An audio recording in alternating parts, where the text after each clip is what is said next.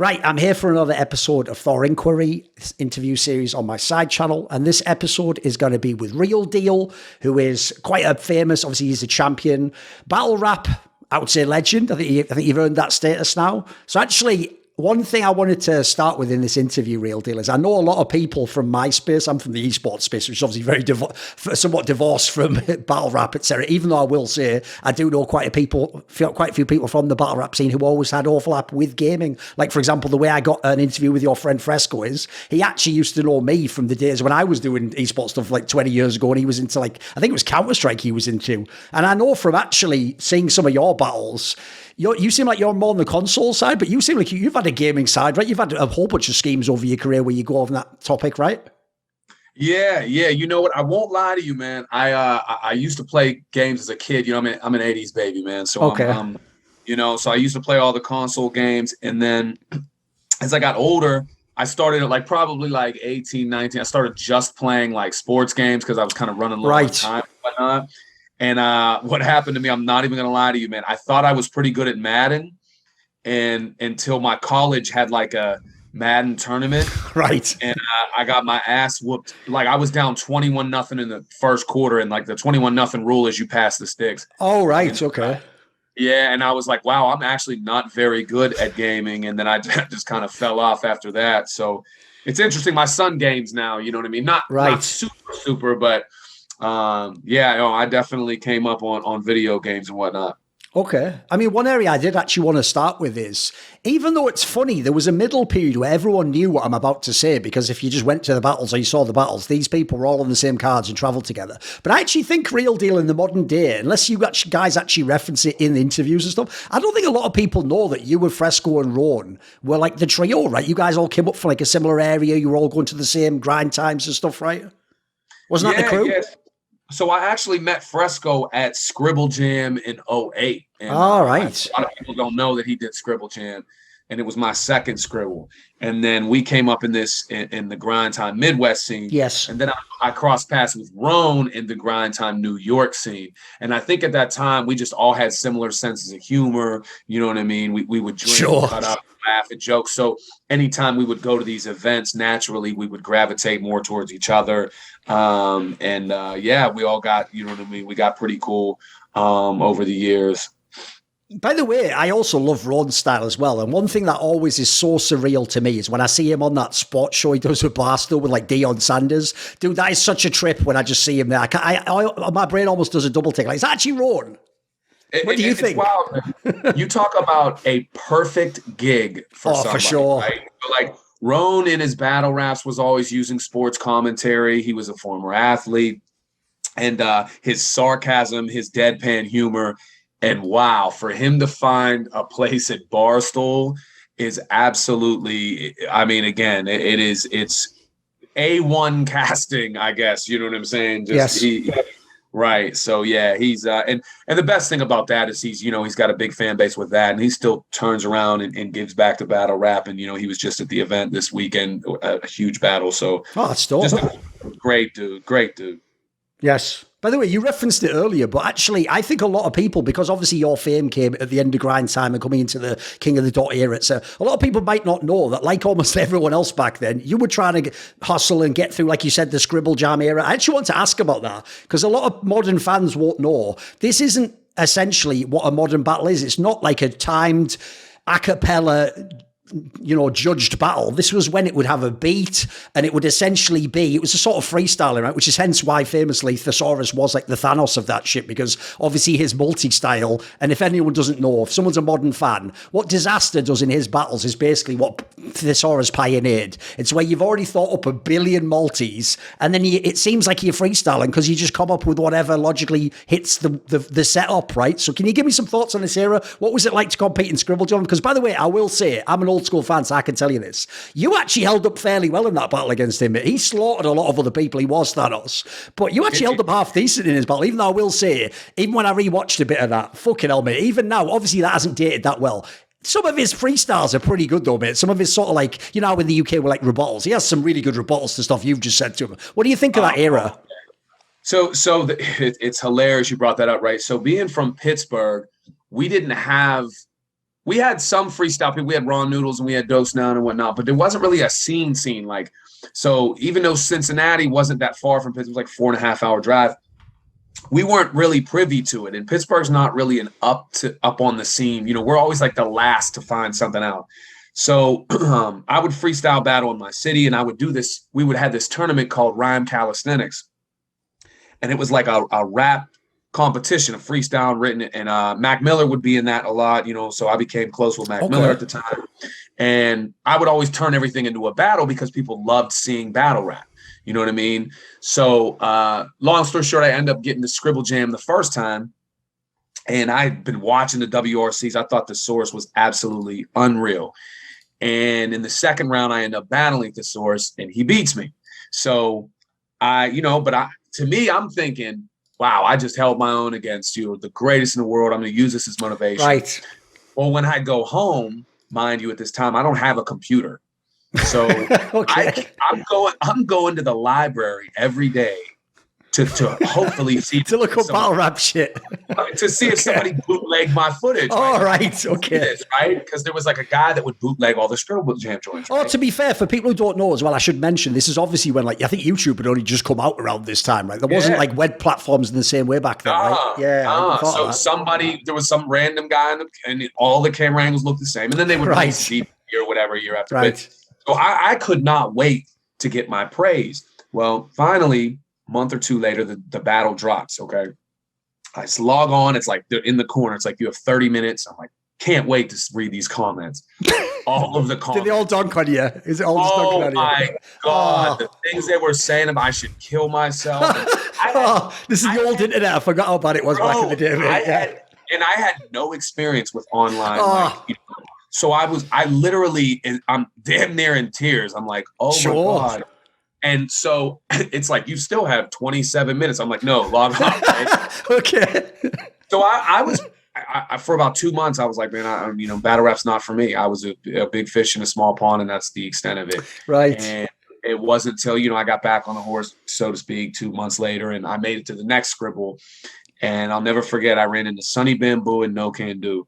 And No Can Do's like, yo, man, you were buddy with the red shirt last year. And here I am, I'm ready to and he goes, you were dope, man. And Sonny comes over, and Sonny Bamboo's like, yo, we're doing Grind Time Midwest. We'd love to have you a part. You're dope, man. And I was like, ooh.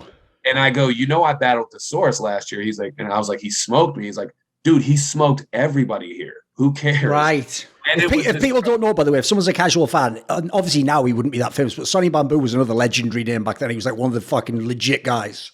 Oh, yeah. And from your region especially, right? He was, the funny thing about that is he was more Midwest at the time. Right, okay.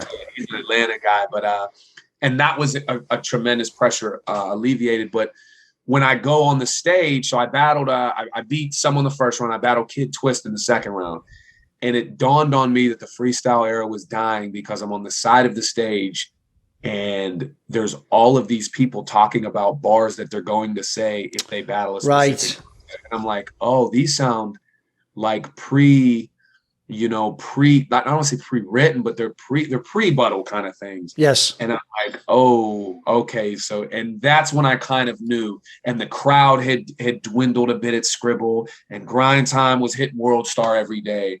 So I came really it's like the movie Almost Famous. Like I came in at the end of rock and roll. You know what I'm saying? Yes. Philip Seymour Hoffman's like, yeah, dude, this is the last gas. Okay. By the way, since it's on the topic, let's segue. I'll even say, here's what's funny, dude. Even though after actually the battle I'm about to reference, I became a fan of yours, I had a similar experience with your second battle with Thesaurus when you did the Grind Time battle against him. Look, like everyone back then, mate, I was obviously a big stand for Thesaurus. He was unreal. Like, if people don't know, he was like the fucking Jordan of that time. Like, the joke was, you knew he was going to win. It was just how dominant would he be? And I can't lie, in this battle, you do way better in the second one, by the way. And a lot of people thought you won that one, obviously. Like, I can't lie, I was hating, Thesaurus really won, but if I go back now, you're actually both really good in that battle, to be fair. I think there's a pretty good overlap. And here's the funny thing about that, and I tell people this, because the joke is always Gray Hoodie Lux, right? And I always say, before Gray Hoodie Lux, there was Cincinnati Sorry Povich, which is like Scribble Jam Thesaurus, right? Right. And I'm like, that dude was terrifying. So The second battle, one of the things I always shouted him out was that he even took it. Like, he could have always been like, bro, I beat you already. This is nothing for me. Why would I do this? He gave me the respect for another battle. And when the battle came out, that the result was actually the best possible result. And the fact was that I lost in overtime, but a lot of people thought I won. I thought you won in regulation personally, dude. Because if people don't know, another thing for casual fans I'm telling this for, grind time was notorious for, even though it was judged, especially if you're from the West Coast, they would always get you that emergency OT to have a chance to win, mate. They were notorious. Look, we all know they were semi-rigged, but like, and the amount of battles that just went to an OT just because it was a good battle, like even though one person was 3-0ing, like it was pretty ridiculous back then, True. Oh, man. It's like nowadays, like, our football, the NFL, constantly, like, teams come back and you start to wonder, like, yes, exactly. I need to see a good blowout. Yes. Wow, right, to know it's still real. So the thesaurus decision actually grew my fan base, because now all of a sudden I'm that much more likable. Hey, man, this dude's getting ripped off. Like, okay, you want to root. So all these people that would be like, you got robbed. And I'm like, chill out. First of all, Thesaurus is a great guy. Secondly, it's better this way, because if I had beaten him, let's say, there's a lot of Thesaurus fans. I'm like, yo, I don't think you. But the fact that you know what I mean? So yeah. So it actually was like the one. Oh, I see what you mean by it was the best result. Yeah, exactly. Because you got your props, but also the Thesaurus fans get to think he has the record, win, etc. You know, right? Not only that, but the Source fans now rock with yes. me, right? They're like, you know what, you lost, but you actually were really good. So I'm going to tell you what I did before I forget it. Come on. Years later, this is pretty immature, petty, but I went back to me and Thesaurus' original Scribble Jam, and I commented under a couple of those. Like dunked on him. Yeah, like, look at me now. Okay, you know what I mean? I like that. Okay. Right. That is hella petty, but that's cool. Listen, it's part of the fantasy of getting bigger, though, isn't it? And being established, I wish I could tell you I was like young, but I was like 32. Fair enough. Okay. Grow up, dude. Like, okay. But you know what I mean? By the way, just before we leave the topic, on the topic of Thesaurus, another thing I think maybe people wouldn't know if they've already ever seen him on camera is, because he was the best, he also is a guy, by the way, who literally is a fan of people like Michael Jordan and Kobe. He also tries to give off that persona of like, yeah, I'm arrogant and aloof and you're not as good as me. But I've heard, and from the interviews, it looks like it. Behind the scenes, he looks like a super cool guy, dude. Oh, man. He's the absolute, like, nicest guy. Like, you know what I mean? And again, my first interaction with him was the battle, and at Scribble Jam, the only words he said to me before the battle, he just looked at me, because they don't tell you who wins in Scribble, right? Right. It's like Joe versus Mike or whatever, and then you're just waiting to see if you won by them announcing your name. Yeah. So you don't know who you're battling next. You don't even know if you won. So all of a sudden they go, all right, and the same kind of beats are playing. You know, they're like, we got the source and Real Deal. And I'll never forget. He just looks at me. And he smiles, like he's got that like big smile that takes up his whole face, and he just goes, well, almost basically arrogantly, like, I'm about to whoop your ass right now, right? And but he's like the coolest. Like I said, I saw him the next Scribble. He was so cool. And by that time I had interacted a lot with him online. Just a really good, solid dude, man. Yeah, fair enough. I thought, by the way, you'll notice as I go on the formula, like I thought what I'd do is I'd use like battle opponents you had to bring out a different aspect of battling or your career, for example. So actually one question I had about, this is going to be a pull right now, mate. Like modern fans aren't going to know who I'm referring to, but I even looked up the name of the guy. Years and years, probably like 10 years ago now, mate, you did a battle in Colorado against a guy called Clutch. Do you remember this guy? Yes. Right. So if you know this one, just checking you remember that. The reason I'm asking this question is because this is a classic problem with battle rap, right? Which obviously in the modern day, people have talked about this in interviews. But for the casual fan, the issue is this. Since it did evolve outside of a video context, it was a live environment and it was even often judged back then. In theory, back then, if you actually want the short-term reward, you're supposed to play to the crowd and hit all their references and what regional stuff and just essentially try and win by popularity and then win the battle in the room. But obviously as the internet has grown and, you know, videos get millions of hits instead of, you know, 1,000 people in a room, 500 people in a room, now the debate becomes, you know, what about like bars that are more complicated and maybe the crowd at home gets some. Dude, this example of a battle to me contains a thing I want to ask you about, which is in this battle, people in the crowd and in the comments are saying the clutch guy won, right, and acting like he won. Mate, he was all right, but I think you smoked him in this. And I think you also, in this, had one of your best schemes I've ever heard. You'll remember it was the one you did about the sports teams, where you had the line about fucking John Elway cutting Shannon Sharp and Hank Aaron swinging the bat, Sakic with the blitz. Oh, mate, you did all the fucking stuff. This has got to be one of your best schemes. Do you remember the scheme? And what did you think of that? Would you agree? What was it? Were they just biased in the crowd? Did the bars go over the head? What do you think? No, I think so. I battled him. I remember it was in his hometown. And Clutch is another one. Really, really, really, really good, solid dude. And to be honest with you, I don't quite remember like judgment wise or anything like that. I remember kind of busting his chops about a questionable angle he was going to say race wise, like the classic one that everyone uses on white guys. Yes, of course. Yeah, right. And so I kind of tried to turn that on its head. I remember that, right. And but that's, man, you dusted one off I wasn't even thinking about, man. Yeah, that's a good 10. What do you think about the broader topic, though? The idea of, like, back then, people, like, famously, if people don't know, the ultimate example probably is Disaster. Disaster will win every room he's in. But if you're someone who has incredibly intricate bars and like someone like Chilla or something, you might win if it's on the internet, though, if people are just viewing, like, the battle nerd. So what's your vibe on that? Like, obviously, I know you like the performance element, but there is a posterity, right? These videos are going to be online for 10 years, and in theory, as battle rap levels up, if your shit's clever, it actually maybe ages like wine, right? Right, and that's part of the thing, right? So I think some people get confused by what I like to call like a pick a quarter trick, or a pick a card trick, or the quarter behind the ear. Like someone's rapping really aggressively and really fast, and then when you hear what they're saying, you're like, man, they're rhyming some words that either shouldn't rhyme or like they're not part of their vernacular, right? So they kind of pull one over on you, and then what that in turn does to them a lot of times is vilify them, because they get all this reaction. Now, if you're watching at home, now you immediately take the side of that wasn't that good. And so now, you know what I mean? So the thing I'll say about Disaster is he's so good now that if you run back his multi-syllabic schemes, they are layered, they are legit. But it's not just aggressive. There are a lot of people that use word association. That's it's very bad. Yes. You know, it sounds like kid jokes. You know what I'm saying? Yes. Like if there was a color scheme, it would be like. I mean, you know, the most famous one is like the smack rapper that says like the defeat line. Like that's like pretty notorious now because it's such a bad rhyme, isn't it? And they just go to it too easily, you know. What it is though is it's fans. It's the ability to convince people. I don't want to say fans, like people watching, that they're smart because they get it. I'd rather have a bar be smart and someone not get it.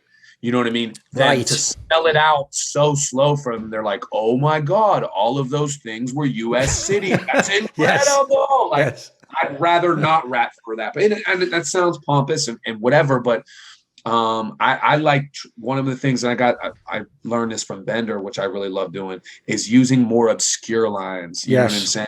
Obscure references.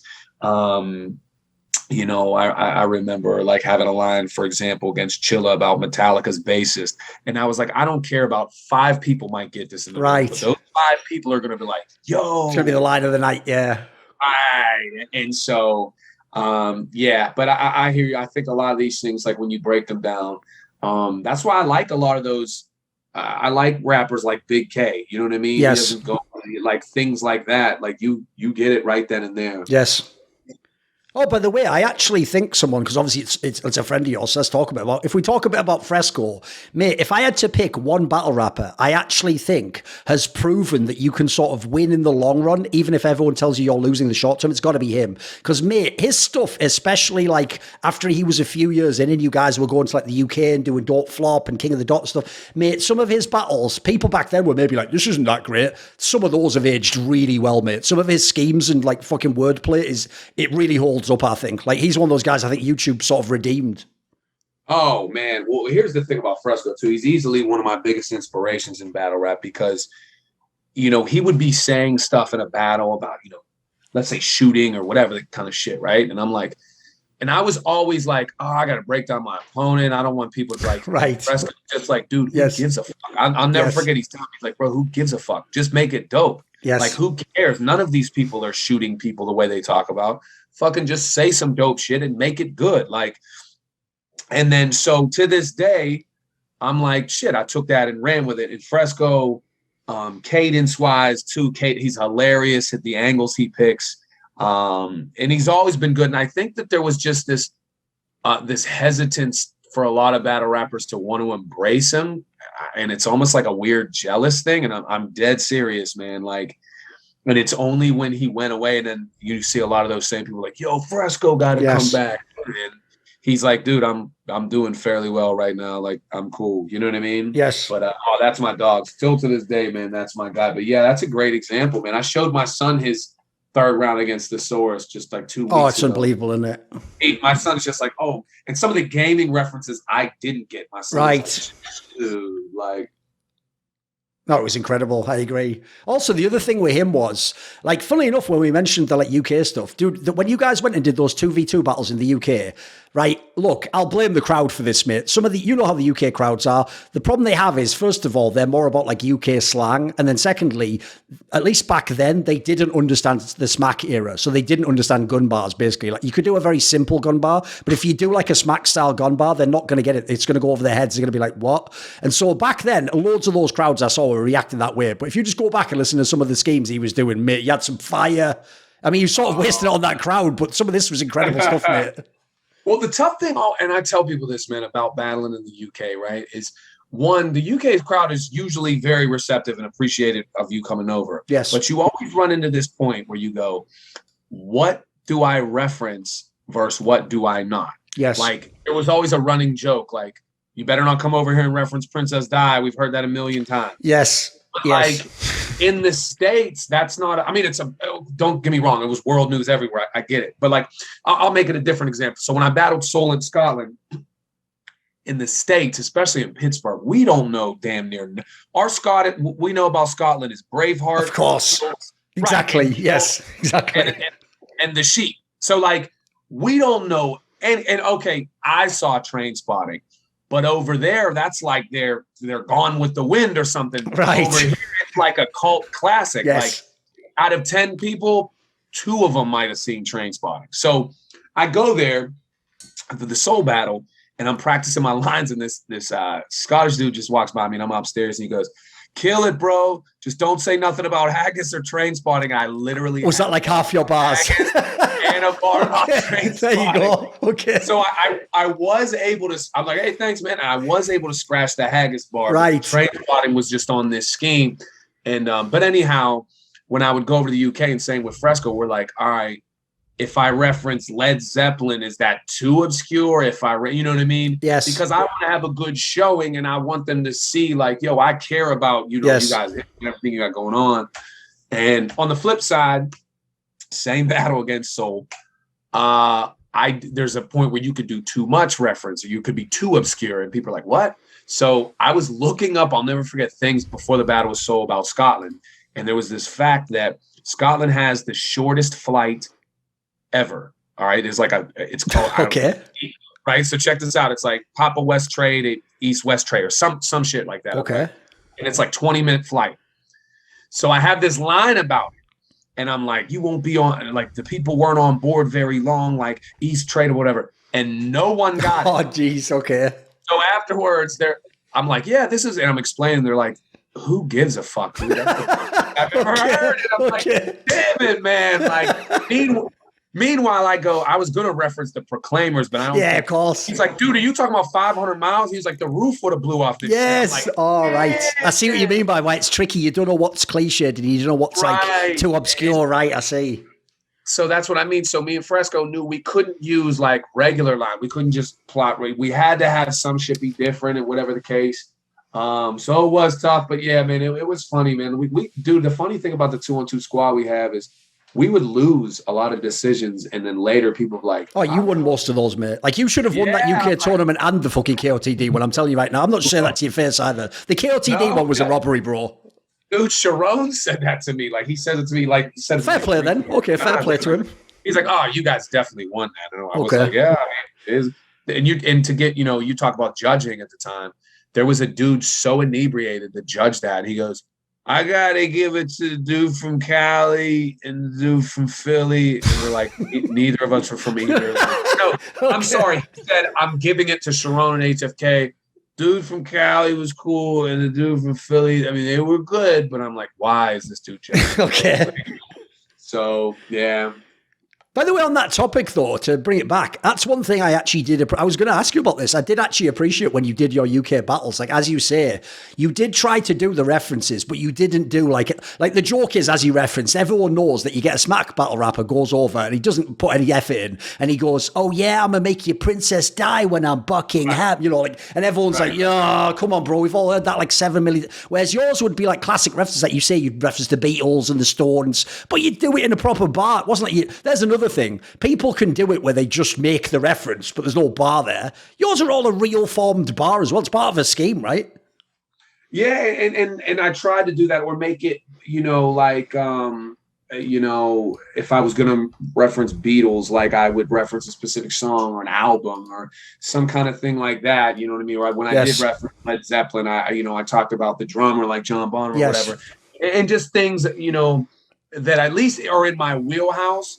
Like I remember, I think, you know, always laughed, like Chilla, and that's my guy, Chilla. He went up there to one time and he did like all counties in this place and he did wordplay on it. And again, it was like I did with soul. People were like, fucking what? It's too obscure. Yeah, sure. Right. So yeah, you know, but it's a hard thing to gauge from here in Pittsburgh. You know what I mean? Like you got to kind of, but I've always tried at least to be like, hey man, you guys brought me over and you thought enough of me to bring me to your country, man. The lead, you know, I'd rather go down swinging on some shit that's obscure than, like you said, I'm Buckingham. Like I'm not. Yeah. By the way, since you referenced him earlier, I did actually want to ask, because in my opinion, there is a conspicuous absence on your resume, which is how did you and Bender ever do a battle, bro? That seems like an obvious, you know, like if I'm making a card, the joke is if he was around now, I'd make that card tomorrow. Yo, yeah, I'm gonna tell you what, bro. It was a weird. I put it in this context, man. You ever ask someone a question and you're like, they'll probably say yeah, or they'll say they have something to do, and they just go no, and then you're like, oh, with no reason, okay. Yeah, you're like, that wasn't rude, because it's like it never occurred to me that someone could also just say no. So right, I actually asked Bender the one time, I'm like, yo, bro, we would make a dope battle, and Bender was just kind of like, yeah, I don't know. I'm not really that interested in battling you. And then I don't know. Now this was online, so Bender was my guy. So he had a really dry sense of humor, right? But I was like, but there was no LOL. There was right. Like, you couldn't tell if it was a joke or not, right? Right. And then I go, damn. Well, that was, you know, because in battle rap, we're so used to bullshitting someone, right? Someone like, yo, real dude, we should battle. And even if I'm like, dude, I never battle this person, I'd rather let them down soft. Like, oh, you know what, man, my January is pretty booked, and so is my Feb. Man, they would be crazy, but like bullshitting them. Yeah, yeah. And I'm just like, he actually just did the right thing and was like, yeah, no, I'm just not really super interested. True. And so, yeah, I agree with you, man. I thought it would have been, and he was obviously one of the greatest writers in battle rap ever. Sure. And his music is amazing too. But yeah, that's I wish I had a more interesting story. You know what I mean? But literally, Bender was just like, I don't know. I was like, all right. By the way, along those lines, a battle that you had that was quite notorious, that there's got to be a story behind this. Why was there never, dude, bear in mind, you've been to the UK a bunch of times, did Tony D just refuse to ever do a rematch? Because if people don't know, when he came to do his battle with you in like Canada, I think, or whatever, like that was when he was the king of the UK scene. And by the way, he was very good. Like he was one of those guys who had that whole style. But the problem was his style also involved, like he had to have the swagger and the crowd on his and the presence, you know. So in your battle, when he just choked like a motherfucker, unfortunately, it did ruin the battle and his image a little bit. And I always wondered, like, why was there never a rematch like in the UK or something to give him like a chance? Like, did he turn it down? Was he not interested? Don't you think that would be I mean, I'm sure you wanted like the real Tony D, not just like, if people don't know, in this battle, like essentially you just have to carry the battle because he keeps choking, right? And you don't really have much to work with. He's even ending the rounds early. So Tony D's situation, right? So first thing I will say, I agree with you wholeheartedly. I think Tony D is an absolutely incredible writer. He doesn't like project as loud, but great writer. The first thing I'll say is that crowd and I was just in an event in Toronto that was amazing. That crowd sucked. Like it was a sucking crowd. It was like, I want to say we battled the next card after Drake came to an event. And like, it was, I feel like so it was maybe more casuals or something. I feel like it was a venue that held 1,000 and there was like 200 people in there. Like, right. And so again, there was that aspect of it. And I will never drag a battle rapper for choking. I've done it before. It sucks. Fair enough. Like, you're just like, oh my, and people go, why don't you freestyle? It's like, because I actually took time to write good shit. I mean, I guess you want to hear me like go off of the top, like nobody's, you know what I mean? Like, I don't think they realize people like Sharon are aliens. No one can really just freestyle half around. It's just going to be bad, like you said. It's just going to be a shit version. Right. You'd rather you waited and remembered a few of your lines if you can, right?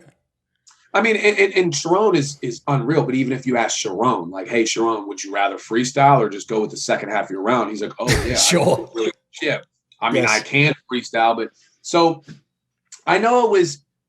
You know, a couple people had brought it up, and it's nothing that I had a huge interest in doing myself, and it's nothing that Tony ever did. And I think, you know, I don't think anyone was as hard on Tone as Tone was. You know what I'm saying? Yeah. We were literally the night before, we're all drinking, like laughing, and so the event, he's running his bars and whatever. And again, you know, for every person that brought it up or whatever. And that's one of the reasons I don't share that battle a lot. Like, right. If I share anything, it's a clip of me, right? Like I'm not, you know, because it's not, he just forgot. And then it became quicksand. Yes. And it was like, damn, this crowd is not feeling me. And then I freestyled something in it. So again, I've been in I've not been in many, but I've definitely been in a situation where I was like, I'm fucking drowning right now. And I don't wish that on anybody because I know how hard we work to put this shit together. Actually, I've got a question along those lines then, which is another thing that maybe a casual doesn't understand that makes it difficult to battle rap is even if you write an amazing set of verses and your delivery's good and you get all your lines off, you never know when sometimes you do, like you say, get just a bad crowd, a biased crowd, people just don't feel your bars or you choke. Like an obvious example to me where a bit like the Tony D one, where for a while this became like a big thing and you almost couldn't mention this person's name without making fun of him, was obviously that one where Low Pesci fucking Daylight sort of humiliated him by doing that thing like I put my ball sweat on your face or whatever the fuck. And even though, look, it was funny and it was a good angle, like Low Pesci's a fucking amazing writer, guys. Like he did a whole bunch of battles later where he had some great verses, some really intricate stuff, but people didn't want to hear it. Like essentially every crowd just became a hostile crowd. And like you're saying, especially in the moment to turn a crowd around is really hard, right? I mean, I've seen you do it. I'll give you credit, dude. You're one of the guys, and Chilla as well. There's a few people who, if the crowd's against them, they don't just like take it lying down. You'll battle it, right? You'll try and sort of win them over or come with a different angle, right? Oh, I mean, it can be an uphill, but I gotta be honest, man. Sometimes, and listen, I'm a teacher, right? So there's times when I'm trying to teach a kindergarten or something and they look up and they fucking blank out, right? That happens to us as adults, right? You're going through your shit and all of a sudden you look in the corner, you're like, that's a bright light. Oh shit, what the hell was I supposed to say next? Right. And so it's not even the crowd, it's not the crowd's fault, you know? And see, the Low Pesci dynamic is, and he would agree with this. I love Low. Low is so much harder to like than Tony D is. Tony sure, yes, so likable. That's Low true. Pesci is so like just he alienates and even what's likable is kind of obnoxious, if you know what I mean. Like essentially, it's about swag, and arrogance. Sure, right? Yes, right. I'm with you. So once he, I guess, takes obviously a bad thing happens or whatever, people just can't wait to just keep throwing dirt on him, as opposed to, all right, man, maybe you're humbled a little bit. And the funny part about that is Low probably was not humbled after that. Yeah, sure. You know what I mean? Or it wouldn't be Low Pesci if he was. So, indeed. No, I agree with you. Low's music is fire.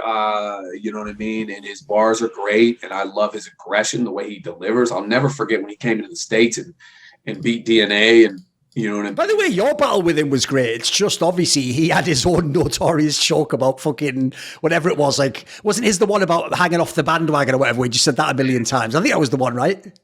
Right. And so and this is they didn't do him any favors with the editing too, because I feel right, okay, because that's another thing. If someone's a casual fan, especially KOTD, sometimes will be really nice to people and chop out loads of time they were choking, and you'd think it was like a 10-second choke. They just because I know on that one they like comically sped it, fast forwarded it or something crazy, right? Which I think was wrong. I think they were wrong. That's a bit wild, isn't it? Yeah.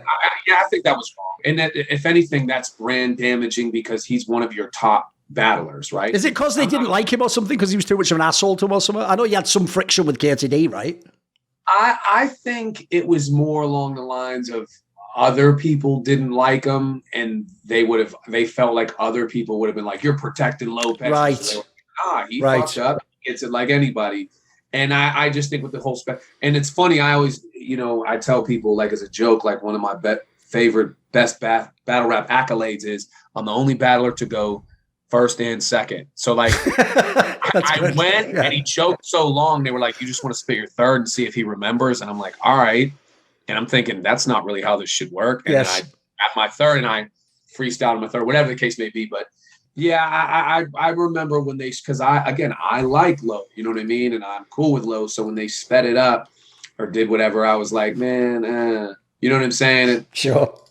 But yeah. That was wild.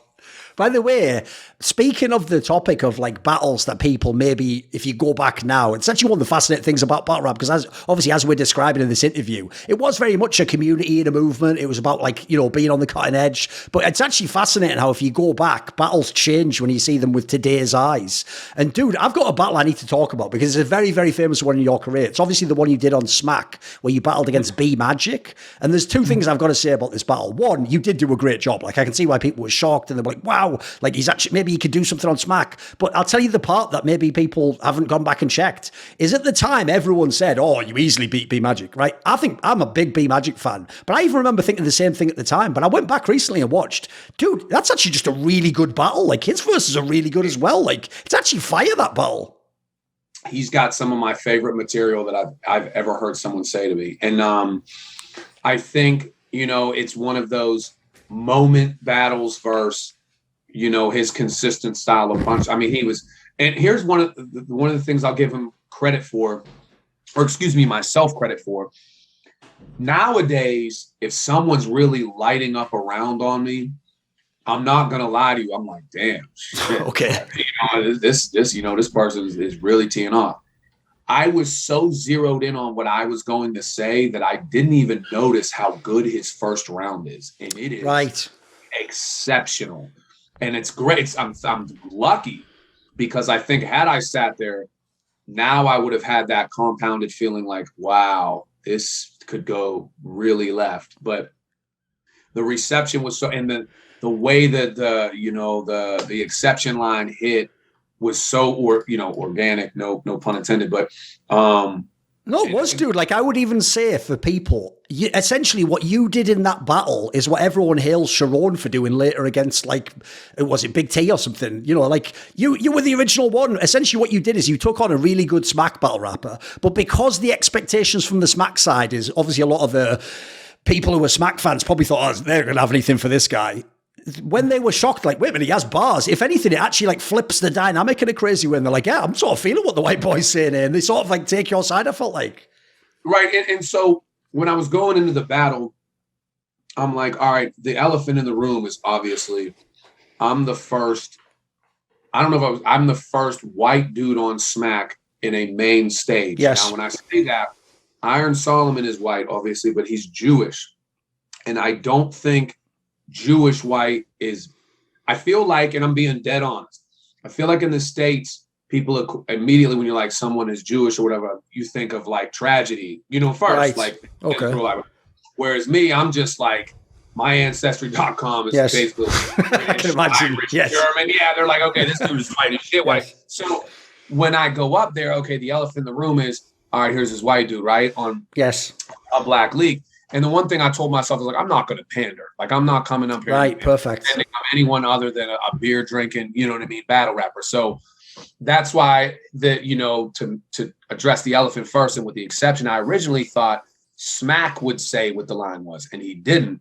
And when the dude, right, so you thought that fucked it up for you, right? I can imagine if you had that like, planned, right? And the guy, and I asked him again, and then the dudes behind him say it, and right, the rest of them, and then that let yeah, perfect. That was the moment. Like, yeah. Oh, okay, dude. We know now he's coming to rap. He's not coming to stand. And so no, it's still to this day, it's one of my favorite battles. But I tell people this too. That battle was what I call a perfect storm battle. There's a lot of times I'll go to it somewhere, I'll battle, and people are, yo, give us that B magic real deal. And I'm like, I do that every time. It's not my preparation that made real deal, but like you said, magic was incredible. The crowd was incredible. The audio might not have been the crispest, but it was perfect. It's like the perfect amount of not crisp. You know what I mean? Yes.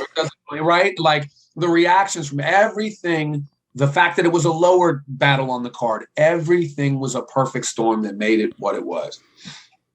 Also, that battle features what I think is a classic line of yours, because obviously one of your styles, if people don't know, if someone's a real casual, essentially the one thing they did nail in the movie 8 Mile is if you yourself essentially make light of the obvious angle against yourself, it somewhat takes away the weapon of the enemy. So obviously the main angle they're going to use on you isn't just he's a white guy, it's that he's a teacher, you work at school, etc. So you had that amazing line, which I still think's a haymaker, that one of like, I can't wait for June to get here, because if people don't know, the name of B Magic is June. That was a fucking banger, mate. I noticed you always do that in your battles. You always actually try to sort of, I mean, you can't always go first in the rounds. You don't always say it first, but you always seem to sort of address and take away the power of the teacher angle, or play it up for comedy, right? I mean, I always loved the one where you imply like, some teacher scheme and you yourself insert them in it, and about how you'd beat their ass in detention or something, I've always thought it was very good the way you did it, because if you shied away from it, that'd be the target on your back every time, right? Well, the funny thing about that is too, man. So people ask me a lot, like, aren't you tired of people hitting you with teacher angles? I'm like, no, I'm a teacher. They should continue. Just be good. You know what I mean? Like, exactly. Say something dope. You know what I mean? Like, just don't suck. It would be like if someone said people shouldn't make face jokes about thesaurus. No, do it, but come with one we never heard before. Come with a really funny one. Exactly. Yes. Yes. And so there's that piece of it. And so again, for that, I'm going to obviously embrace it. I still do it. And now I'm going to embrace it. I want to make sure I'm witty when I do it too. Like, I'm not going to say, let me guess, you're going to call me a teacher. Sure. Like, that's trash, right? So, and the funny thing is, I don't know how many people know this, but I'm the person that actually leaked the fact that I teach, and I did it on purpose. And the reason was, it was when I was in grind time and I was doing really well, but I couldn't get big battlers to battle me because I was just so bland. Like, I mean, I was good, but I was like, there was nothing to rap about. Okay. And then, so I'm in Florida after the Cortez battle, and I'm sitting by Rugged, and I'm, Rugged is my guy, right? And I'm like, yeah, man, it's crazy. We do this, and I go home and teach. And he just goes, what? I'm like, oh yeah, I'm a school teacher, Pittsburgh public school teacher. He's like, no way. So within 2 days, I get a phone call from Cap Callis. He's like, yo, man, what are you doing next month? Blah, blah, blah, blah. We try to have you down here for a battle. And if you do good in that one, we want to get you Storm, PH, Yeah. To bring Storm up, and I had wanted to battle Storm. So I go, what's up? He's like, Rugged wants to battle you. And I'm like, oh, okay. Like, you know what I mean? And I knew, because he knew that detail. Yes. Like, yes. Like, man. So that I was the one, what I mean? Right. I had to make, like, other than that, I don't know how big of a wrestling guy you are, right? But like, I equated it to be like Dean Malenko, right? Like, he's a great technical wrestler. Yeah. But like, there's nothing else to him. Yes, it's true. Yeah, he was a bit bland as a personality. Yes, exactly. Right. So I was like, I got to give the people something that they can say, right? I didn't know that angle. The reason why that's genius, by the way, is it reminds me of a story that the classic quarterback Deion Sanders used to say. He used to say that he would intentionally pretend he wasn't watching the wide receiver, or like accidentally be a meter off. And his joke was, they're never going to throw to him if I'm right on him. Like, I've got to make them believe that you can get the pass off, as it were. It sounds like it's the same concept, right? You got to make them believe there's an easy angle, then they'll want to take you as a right. That's genius, even though it was unintentional, And it worked. I had an absolute classic with Rugged, and then I went up and I was able to battle in New York against PH on a great event, or not against PH, excuse me, Johnny Storm. PH had hosted, and ever since then, now my phone starts ringing. You know what? So and so said they battle. Right. Such and such said they battle you. I'm like, all right, let's start moving. So I actually, it's probably one of the smartest things that I've done in battle rap over all the time. By the way, one thing I did want to ask though is I noticed on some of the battles that you did, like obviously you did the battle against Fresco super early in your careers, etc. Look, I think you got that one, but I would love to see like a modern day one against you or Roan or Fresco. Like I think if you guys battled now, it'd be really interesting. Oh, it would be a completely different battle. I mean, there's a lot now. Again, a lot of my older footage is definitely time capsule. It's definitely, and again, I'm not saying it's bad now to watch it, but again, my main focus was some of the lines I'd say, you battled this guy and that guy, and then, but I don't even do that nowadays. Right. Like, unless it's something that's so well known, because my hope is not battle fan guy gets it. My hope is more, what if someone on a bigger platform gets it? And you know what I mean? So it would be a completely different kind of battle. Like it would just be like a lot of cool shit being said. Like, you know what I mean? Yes. Right. I thought another thing I could ask about was this is actually something, I don't know if you remember this. I actually tweeted you about this specific battle and topic that we're about to talk about. Look, I'm sure you've seen a million things on Twitter. It's actually one of the ways I think I DM'd you shortly afterwards, was when I saw the battle you did against Chilla Jones, where it was right when you were going through all that shit with your dad. And all I tweeted at you was something like, I can't remember the wording, but it was the gist of it was something like, even though like the rhymes or the bars might not seem like the hardest, if someone knows what you're talking about in that verse, it is the realest shit you have ever spit. What would you say to that? Man, I appreciate it, bro. And again, that was a moment where, my father was in the ICU and he was looking bad. And I was like, for my own sanity, like, what people don't know is like, so I battled when my father was dying. I had a no-coast battle against XQZ. I woke up that morning and was told my mother had died, still did the battle. And I battled somebody in Milwaukee when my mother died. And I battled XQZ when my sister had overdosed and died. And a lot of people go, man, I don't know how you, or that's strong or whatever. And the reality was, it was actually, I just needed an escape, right. Trust me. That was the distraction for you. Right. Right. I grabbed a case of beer, drank and cried. It was a sloppy shit show. So the Chilla thing was so important though, because it was a title match and it was probably. It was a gamble to do that, right? You could have lost a round as a result of doing it. Because as I'm implying, by the way, look, it was an amazing round, but because you were so honest and authentic, you actually didn't basically make it like a very polished round. You were pretty raw in that one, right? Like, as I said, it's a gamble. You could have just lost the round if people didn't vibe with the sentiment, right? Right. And I wasn't like punching a lot. It was just more so I wanted them to get the culminating crescendo of, like, I know, like, I drink with you guys and we're cool and everything, but this is how much battle rap and this means to me. I'm here for you right now because this is a family. And you take those gambles and sometimes they fall flat and sometimes they pay off. As much credit as I get for angles, I've definitely had a few fall flat. And I've definitely had a few that I never thought would get the reception that they got pop off. And but I as a writer, I get bored just writing 4-bar punch schemes for 3 rounds. That's 9 or 8.5 minutes of 4-bar mechanical punch. I get bored. I'm like, I need some humor in there. I need a cadence switch. I need something different so that maybe the guy next to you is like, doesn't go outside and smoke. Even if my punches are great, you know what I'm saying? Yes. I just tired as a writer. So and I had already battled Chilla, and I was like, man, I'm gonna try, a good working class, hard working town like Boston. I think they'll eat this up, and respectfully, they definitely, they showed a lot of love on them. I mean, not when I won. Yeah, sure. That's the Birds came out, you know what I mean? But yes, I'd have it as nothing less. I actually love that. Yes.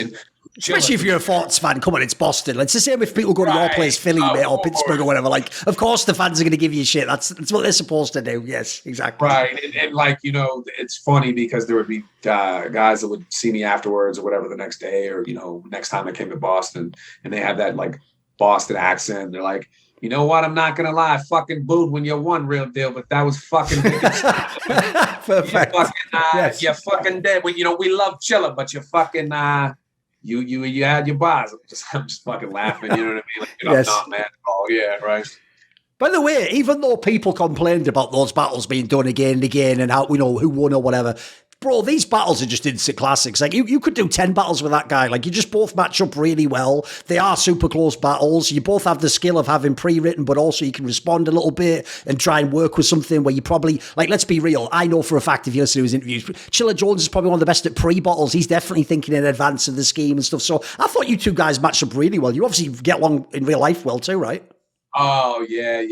That's one of my best friends in the whole circuit. And no, I agree with you, man. It's one of these things where like the opposite style clash, right? So I'm aggressive and sometimes I get super aggressive, but that's a crapshoot against someone like Chilla who can just calmly tell you why you do shit, right? And again, it's something I keep going back to. Like, I actually, as a teacher, I am much more Chilla Jones style because, like, you know what I mean? It sucks when someone calmly like has to put you in your place, right? Yes. So I think all three of our battles are really, really, really good. And it was my idea to do it a third time. Oh, right. That's fair enough. Okay.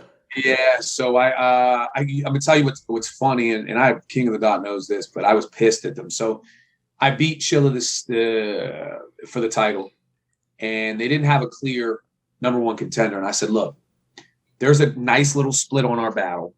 We could be the first people to immediately run it back. Like, how boxing might do or whatever. Yeah. I go, and what's better is for my brand is I'll make the announcement where I'm like, oh, you guys, a couple people think he beat me? Well, fuck it. Let's do it again. I ain't fucking. And I'm like, what a cool thing. Well, here's what happened. So they hit me up, and I'm like, we'll call it the Trilogy and everything. They hit me up. They're like, well, we're thinking we'll get a couple people for Chilla to say he won and a couple people for you, and we'll make a trailer. I'm like, great. I already get the feeling I know where this is going. Like, everyone's just going to say he won on it, right? So, so the trailer comes out. I'm like, okay, what about the guys? It's fucking a former Celtic, Method Man. There you go. And so now the narrative's King of the Dot's making me run it back because I know I shouldn't. Right, okay. I was pissed. And then I was pissed. And I told her, guys, sorry, I've been so busy. I didn't even see the trailer before it come out. And I'm like, basically, leave it up. Fuck it. Then they take it down. And I'm like, this makes it look twice. Like, you asked for it to take it down. Yes, exactly. I'm like, oh my God, you guys are putting a fucking square peg in a round hole, man. This is not supposed to be this complicated. Like, so, but I thought the battle quality wise was great, man. It was great. By the way, that also ties into something I've noticed with your career, which is that's why I asked about like the Bender one, for example, because as far as I can tell, you seem like a guy who's never ducked anyone, mate. It looks like you've taken all the biggest names you could get, even if, by the way, sometimes you knew they'd beat you. Yeah. I mean, you know what? At the end of the day, I'm especially now with everything, I'm trying to get myself, my name, and what I'm advocating for on the biggest platforms. So I told someone the other day, literally, they're like, what's a battle you think you... I said, I want to battle in the fucking Philippines because those guys are getting like 8 million or like in one of those Russian leagues or whatever. Yeah. That's just what, you know what I mean? I'm like, to be honest, because, I do have so many things that I'm advocating for and whatever. And I'd love to get them on bigger, and I think more so that I'll give myself credit for, I will definitely take the big names, but I definitely don't shy away from the dangerous, underrated battle rappers. You know what I mean? Like, and I always get tossed in the ring with those guys, man. Like, you know what I mean? Even when I battled Magic, he wasn't like in their top guys that they were trying to push. He was terrifying as a battle, or Ellipsis in Vancouver or Quill in the UK, or, I'm all these guys that are really good and wildly underrated. And they're not going to bring me, millions of views just by their name alone. Like, and it's going to be and the thing is, because I have a reputation where I don't phone it in, I can't, nobody's ever, if I get my ass whooped, people are gonna be like, oh no, Real Deal got his ass whipped. It's not going to be like, oh, he didn't care about that battle. Like, oh, he got his ass whooped. Like, one thing I thought you said that was quite interesting was that it's essentially just out of boredom or entertaining yourself that you switch up your style. Because I was going to ask you about that. I would actually say most battle rappers, I'd even say it's probably advisable, I actually think usually they are best if they just pick a strength, polish it, and become incredible at doing that. Like, I mean, if you were giving an example of when Fresco did that Thesaurus battle, It's basically the most pure punchline. Almost every single bar is a punchline, and some of them build into each other. There's a bit of schemes, but he just sticks to his absolute bag, and he just goes to work and he murders him. It's really good. But I had noticed in your style, as the years go on, and especially depending on the opponent, you do switch it up. And in fact, I even noticed, I wanted to ask you this if you did it consciously. I always got the vibe, I don't know if people know this reference, but in the UFC, John Jones famously, one of the ways he would actually try to show he was the best is whatever your strength is, he'd try and use it against you. So if you're a wrestler, he'll wrestle you. If you're a stand-up guy, he'll box you. If you're a jiu-jitsu guy, he'll submit you. Like, I always felt like there was a bit of that with you. Is there anything to that? I always felt like you often tried to like show someone, oh, this is your strength, and I'm gonna kind of either match you or outdo you with it. Right, and that's something, you know what I mean, I like trying to get into, or trying to, I think more so what I do is try to explain why your strength is not that impressive. Right. So even if I don't do it, trying to basically paint you in front of this crowd as somebody who's not what they think they are. Right? I mean, you had that one against Chilla, right, where the whole thing was you essentially just did like, oh, you're going to do a bunch of references to like people like Boston or the Celtics or like the fact that I'm Irish and white or whatever, right? I think you had a whole thing like that where you did essentially preempt that he was going to obviously take the angle at some point, right? I think one of because I think the first, and that was the toughest part about battling Chilla, right? So the first battle we had, I really kind of went on a style kind of approach. But then I'm like, I can't do that for 3 straight battles. And not to mention, if you fail at that, so if I'm breaking down a punchline battle about how they're not that great of a punchliner, and they open up the next round with a haymaker punchline, sure. People immediately don't give a shit what exactly. I said. Like, yeah. You sound like the guy that's like, oh, you can't punch that hard, and then somebody just knocks you clean out. Like, so there's definitely risk involved with that. And again, you get a certain amount of time to rap. You don't want to meticulously bore somebody to death, right? So, you when I write, I always think, all right, I'm going to do some name flips, of course. I always try to have a long rapping cadence now. And I think that's something I kind of really picked up from like Ilmac, right? Where, oh, man, I was actually going to ask about this. Shall I segue and ask you? What I was going to ask was this.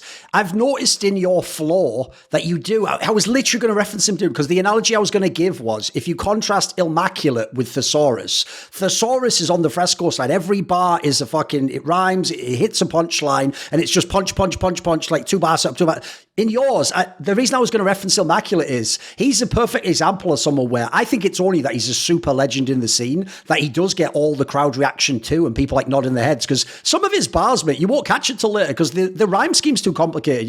He's doing one where the rhyme is like every 4th bar, and you have to sort of hear him make another bar, then go back into the rhyme. But if you get it, it's fucking incredible. Like if you're sort of in his flow, as it were, it's why people consider him one of the all-time greats. Like I was going to ask, because I noticed you do a similar thing. You don't just do the 1-2, 1-2 or the 4 bars. It's like you actually do like to build it where it's like you're looping back in sometimes 8 bars back to a rhyme, right? Right. And you perfectly like put it. So the reaction that I'm going for is different too. So right. Punchlines you're waiting for that customary 4. But what happens is, if I'm on the same rhyme scheme for 12 to 16, by the time bar 10, 11 hit, you're like, oh my God, that's still rhyming. Yes. He's still rhyming that same. And that's, you know what I mean? And then you keep bringing it back and they're like, yo, he is. And so it's that kind of, and that's, I try to do right, that. You consciously were working on this style, right? I see. So I try to do that as part of you know what I mean? Humor is a big thing I try to add in. I did a good example of that Ilmac kind of thing. Was actually in the compliment battle against Rome. My whole 3rd round was, and I explained the style in it. But so, yeah, no, that's something I try to add in. I just try to do things, like I said, where somebody that comes is going to have a different piece, a different thing to remember, right?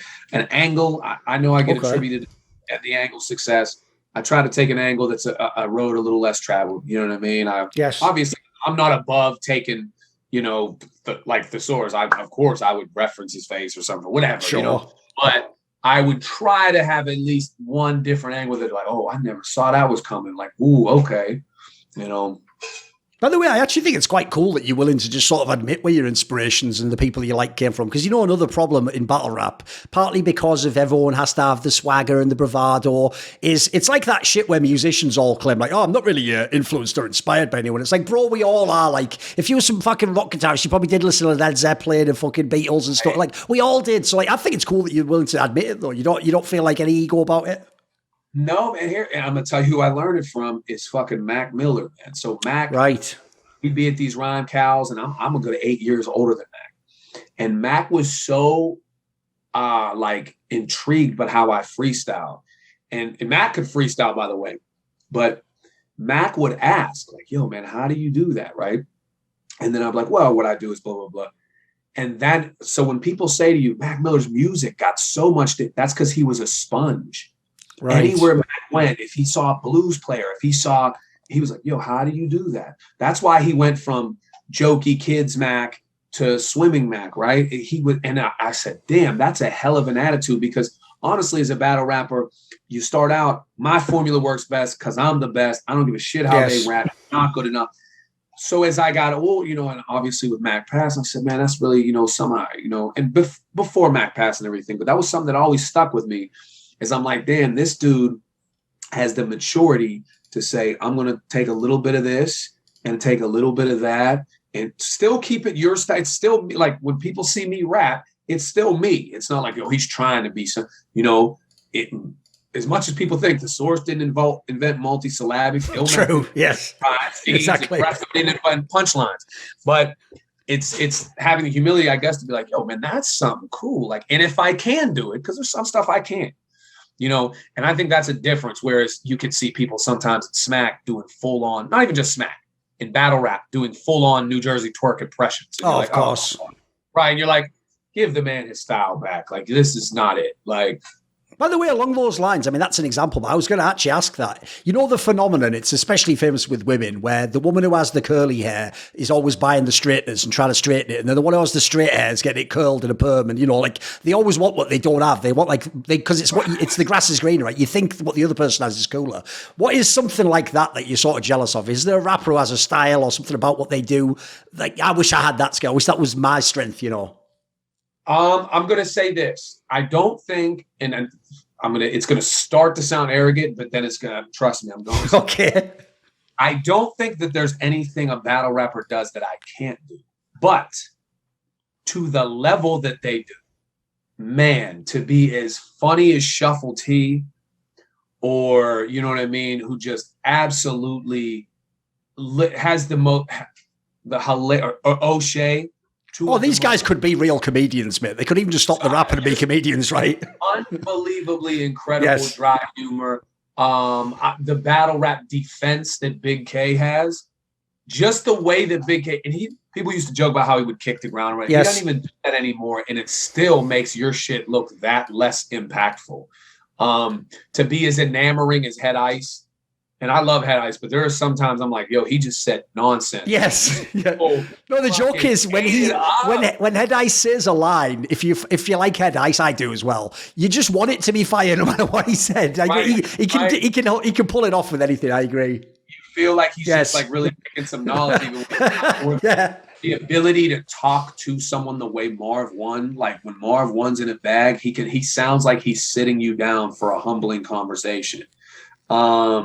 I'll say, the ability to freestyle is a big one. I'm going to say, Sharon, I can freestyle, but not like Sharon. Sharon is, so that also buys him time to get back into his rounds.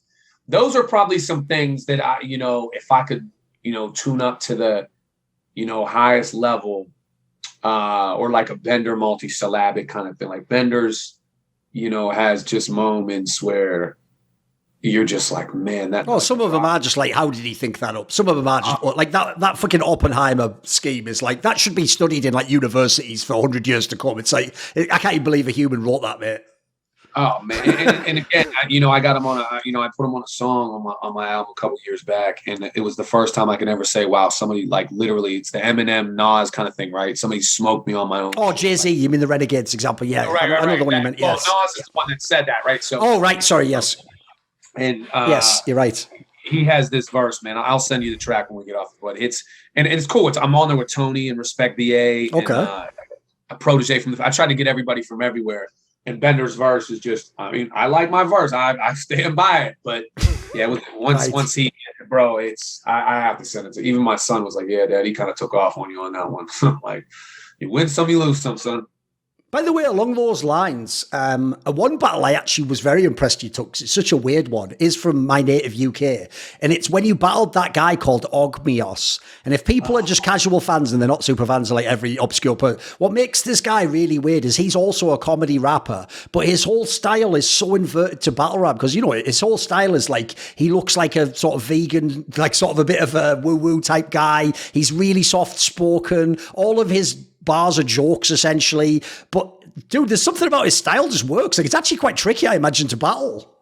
Man, he is hilarious, man. And when I tell you, I never had a battle rapper break down like idiosyncrasies about me that I thought people would never catch. So he literally had some lines. Again, I'm going to do it a disservice if I try to quote it.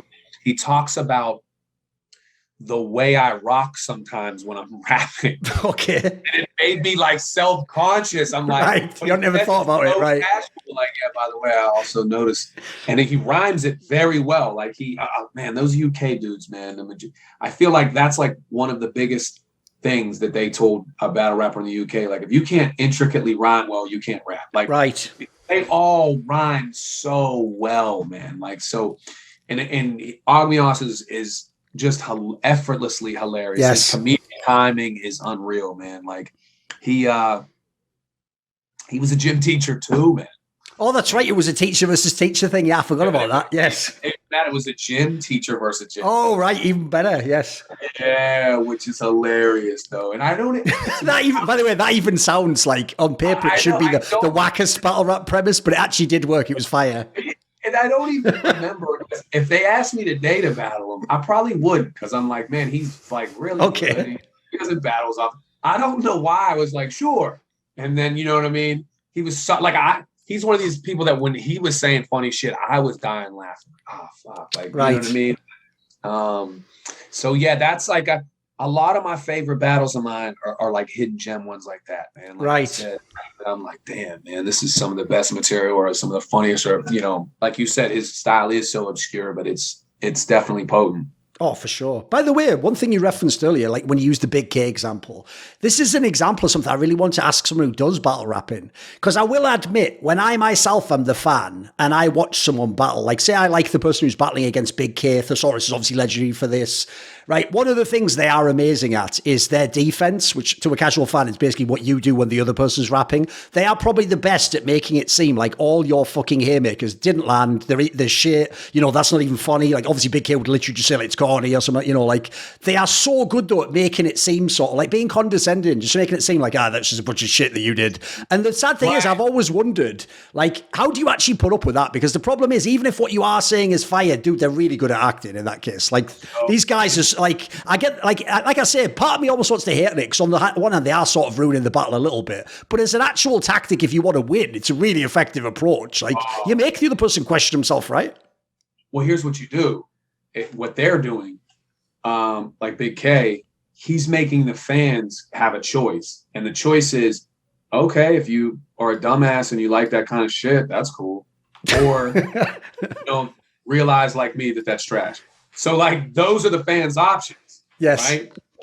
And your shit can be great. It can be absolutely, it can be fucking whatever. But that is basically the choice that it's like when someone says, oh, you like that?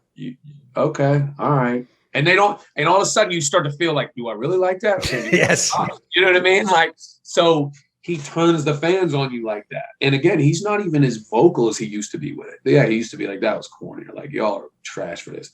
Now he just kind of sits there and he's already created that stigma. It's unreal. It's brilliant.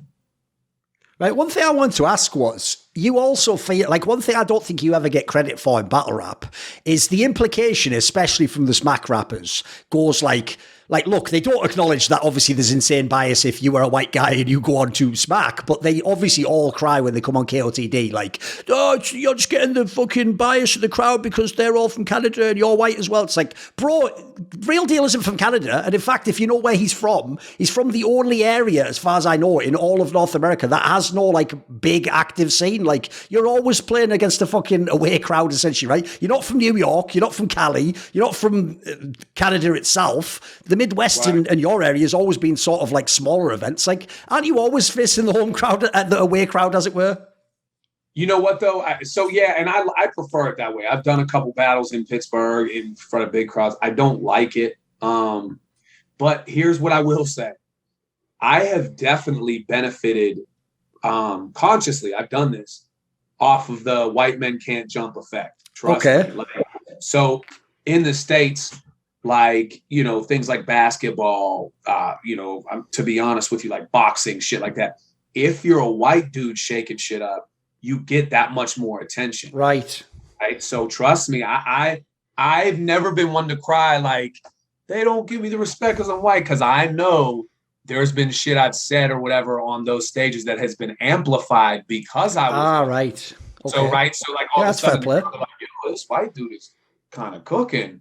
And it's just what it is. You know what I'm saying? It's just what it is, bro. Like, so I get, you know, and that's why when I went Battle Be Magic, I was like, I'm not going to do any kind of pandering. I don't need to. If I'm dope, it's going to get amplified with the Woody Harrelson effect. You know what I'm saying? Like, and so, yeah, and I don't like the when they do like, oh, Canada. I don't like when they go like it's all jokes in Canada. I'm like, man, it hasn't been that for. No, exactly, yeah. Listen, it's like the UK one I said earlier. Yeah, early on, people were very essentially rap literate in terms of the culture and stuff. Nowadays, people are way more up to speed. Of course, everyone's got the internet now. Yeah, KOTD is way higher level than like Grind Time, for example.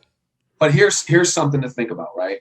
So King of the Dot always gets mad that there's this idea out there. That it doesn't count if you're not on Smack. Okay.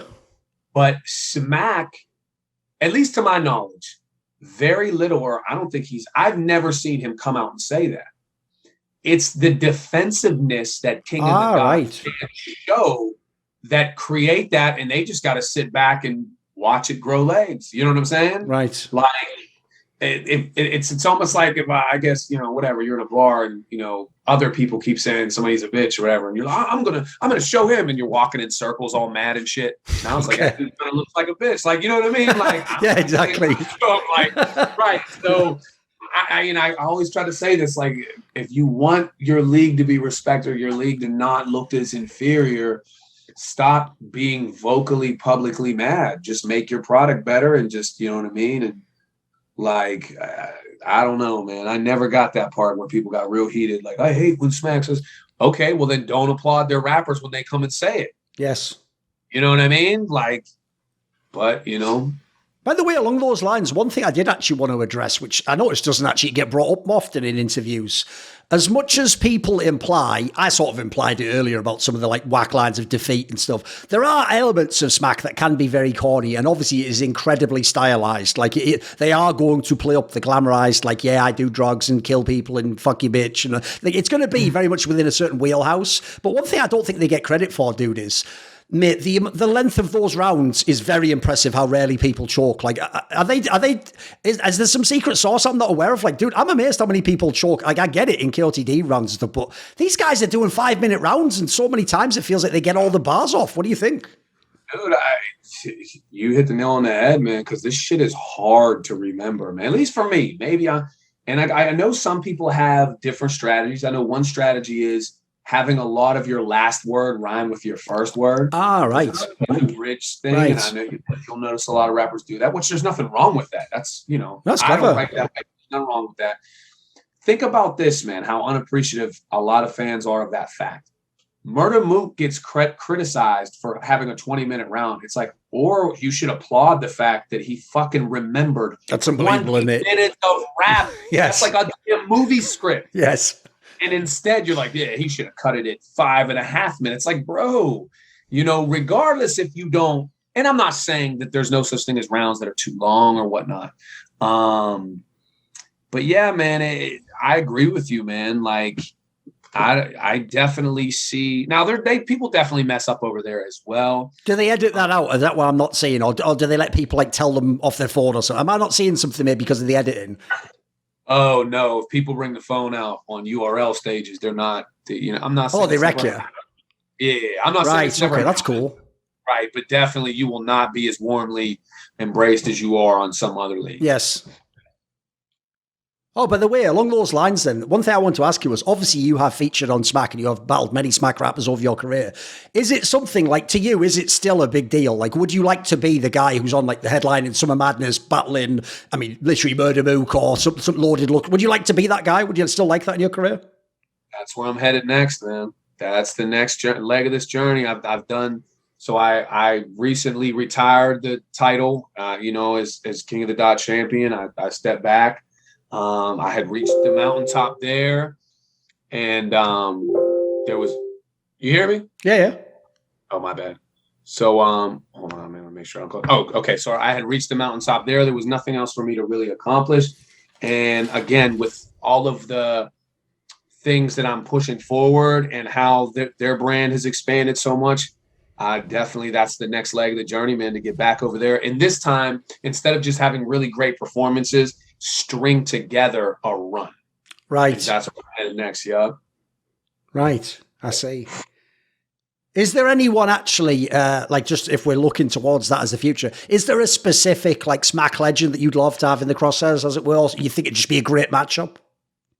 I would love to battle. I think a Loaded Lux would be really, really, really good with our styles of writing and art. You know what I mean? I think he would have good material that would help me learn something about myself, kind of deal too. That would be a good one. Years ago, I wanted to battle Sirius Jones, not as much anymore. But yeah, I think probably like, some of the other names. T-Top is great. Okay. With Angle. Yeah, some of the newer people. Definitely want to battle. I was not joking. A Philippine battle, like somewhere, you know what I mean? I definitely want to soak up some of those platforms. Okay. Because I think Disaster has a great idea with what, but Disaster's, he knows like 5 languages too. I can't even lie. I know one. Fair enough. Okay. That kind of hinders me like in my own ignorance, but yeah. I'd probably have to sit down and think about some other ones, but I think that those ones definitely jump off the page to me as far as battle and legends. A Hitman Holla battle would be really, really, really dope. I want to battle Bill Collector because we're from the same state. Right. Yeah, that seems like one that should have happened already, right? Yeah, we were in talks. It was definitely in talks about happening, and then he signed over there. So, but I think that would be a good battle for sure. By the way, one angle I did want to ask about is, obviously beyond the you are white, you are not a gangster, and you are a school teacher, which are the classic angles. Another one with you, because again, it's based on what people publicly know, is because you yourself have obviously made it quite public that you have a son, and that he's also called Trevor.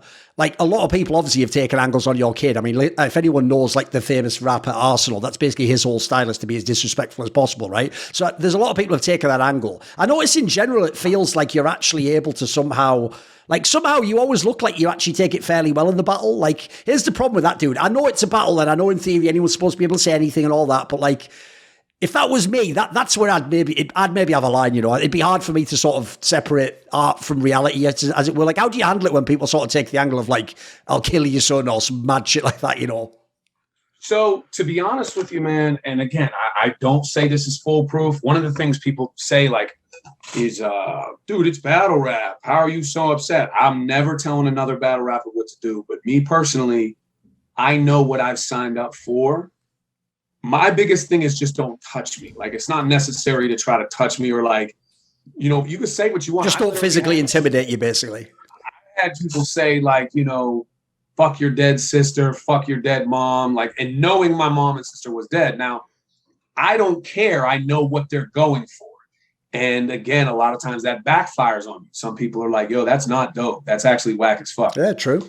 And some people eat it up. Now, the thing I'll say about Arsenal is his style is disrespectful, but it's more hypothetical. Like, I'll run in and dick smack your mom at the dinner table. Sure. Like, Arsenal's actually a really good, solid dude. Like, oh, right. Okay. I strongly believe, and I know Arsenal, that if he knew, let's say some like really heartbreaking shit, like your mom was dying of cancer, like I don't want to say, I don't think he would go that route.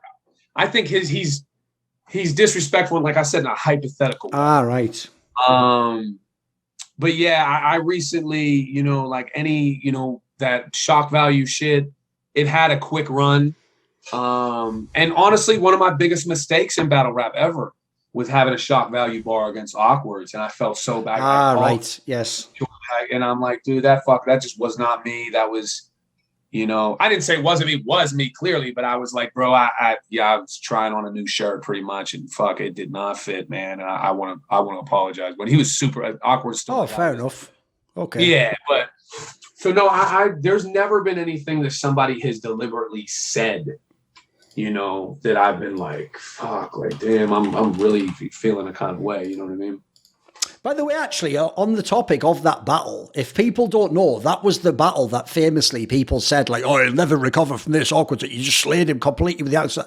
Like, what I never understood about that was, like, that must be a modern fan. Like, do they not know that, like, once upon a time, that was a dope rapper? Like, Awkwards was not only a dope, and he was also a guy who, like, connected a lot of scenes and was bigger than the scene a while. Like, what would you say to that? Because I know, like, that's just the problem with the game, right? There are certain battles change how people are seen forever by casual fans, Awkwards is a legend, and one of the things that Awkwards taught a lot of battle rappers that weren't Lux and whatever was brand protection. Right. Awkwards was very selective about the battles he took when he came back, and he was genius for it. And at the same time, we were criticizing, why isn't he battling every event? Blah, blah, blah. Yes. Because he was smarter. He made his brand and demand. So he took the Roan battle because he couldn't get the battles that he wanted. That was just not a matchup for him. And obviously he fell in that one, kind of off his high horse a little bit. And then, he battled me and but I 100% agree. Awkwards is a legend and was doing things in the music before, listen, that 08 Scribble, he was unbelievable. Yes. In his return. So yeah, man. And it's, and again, sadly, some people they're going to look at some of his performances that might not hold up, but I don't think Awkwards would perform like that today. That was just the time capsule that happened. That's actually another thing that I'll say people like you also probably don't get credit for is you've been around a long time, but you are still completely relevant against the modern styles and the modern rappers. It's actually another thing, by the way, I also say to people, I think the way Thesaurus overcame his sort of like middle period is incredible. Like he was obviously the king, but at that one like multi-style, and then he had a period where maybe he was just good, and he sort of like figured out like how to make his style work in the modern day. He sort of updated the formula, and he's right back to one of the best. Like I've noticed over the years, I never felt like you've lagged behind. You've always sort of like updated the formula, as it were. And this is the thing about battle rap, man. If you love it, you learn to adapt, and that's why I laugh that there's times where someone's like, yo, I missed that Real Deal Cortez. And I'm like, that was a great battle for its time, but in my favorite battles to go back and watch, for me, that wouldn't even be in my top 20 because again, it happened in such a time capsule. Like nowadays, I'm proud to say, there's battles that don't have near as many views or aren't nearly as significant that are 10 times. Give me an example of one. The Ogmios battle to me is more rewatchable than me and Cortez. Is it more impactful? No. But it's more, listen, I love Cortez, man. I feel like this is just me giving people flowers. But Cortez is one of the reasons I got on Snap. Right. They were like, wow, he can actually hang with somebody because at the time Cortez was a smack. Yeah. Split between smack grind time. So, but that kind of thing, right? I'm not the kind that tells you about your last 5 battles unless it's worth it, unless there's something really worth it there. And you learn to adapt. So yeah, you hit the nail on the head about the source. I mean, he had to well mesh his humor, and it's still him though. Yes. I just watched him battle this past week. It's still him. Oh, he's still fire. Yeah. He's still Thesaurus. He still sticks to his main blueprint. He just tweaked a couple things here and there. And, that's what the greats do, man. By the way, I will say, as an outsider who's not like part of the scene, I'm always very careful when it comes to like actual like relationships within the scene. I don't know, like for example, put it this way: for a humorous piece of relief, when I did my interview with Fresco, I actually had to edit the interview later because in it I naively asked him about someone I think's I won't say who because obviously I edited this out. I asked him about someone I think's a great rapper that would be a great battle rap for him, because apparently he has like personal beef with that guy. He was super dismissive and sort of said like, "Fuck that guy, I hate him," you know, and went a bit too far. So I can tell you afterwards who it was, and you won't be surprised. But basically, along those lines, I was going to ask, because obviously I don't know who you're friends with, who do you battle with, right? Can you give me some thoughts on the now obviously tragically deceased Pat Stay? I always thought he was another person who, I mean, if we're talking about showmanship, one of the best ever, right? He was my favorite battle rapper ever. We just had the Pat Stay tribute event in Toronto, and yeah, I mean, again, you're talking about a Swiss Army knife, man. There's nothing he could not do. He was aggressive. He was funny. He used his presence.